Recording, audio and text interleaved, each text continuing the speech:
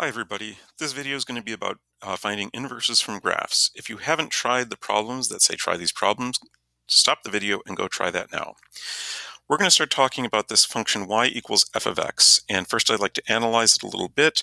I know that the domain and range are both all real numbers because it's going off to infinity both on the left and the right, and top and the bottom because those arrows are pointing up, down, left, and right. The x-intercept is going to be at 2, 0. The y-intercept is at 0, 6. And the thing to remember about inverses is that they switch around ordered pairs.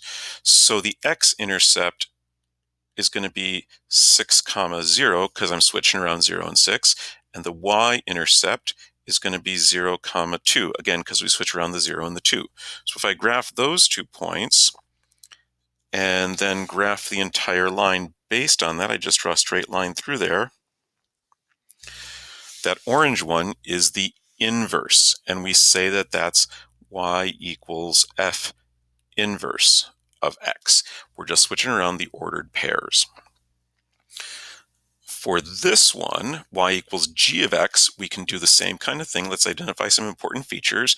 First of all, the domain of this is x is bigger than or equal to -9, because I'm starting here. And the range is going to be y is bigger than or equal to 0, again, because I'm starting there. It doesn't go below that or to the left of that. The x-intercept is -9, 0, and the y-intercept is 0, 6. So to find the inverse, I just reverse those. So on the inverse, the x-intercept is going to be 6, 0, and the y-intercept is 0, -9. And if I plot those points here, and 6, 0 is over here, I can also look at some of these other points that are on this graph. For example, this point here is at -7, 3. So I'm going to go to 3, -7 for the inverse. 3, -7 is right there.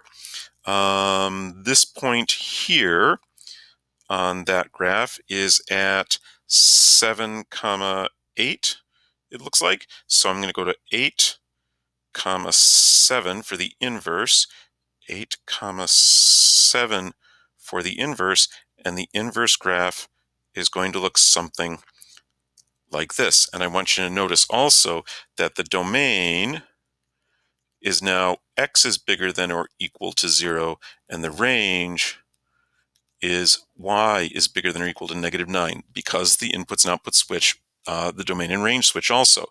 So the orange graph is y equals g inverse of x. Let's take a look at this one. This one has an asymptote at y equals -3 and x-intercept at, it looks like -1/2, 0, and a y-intercept at 0, 1.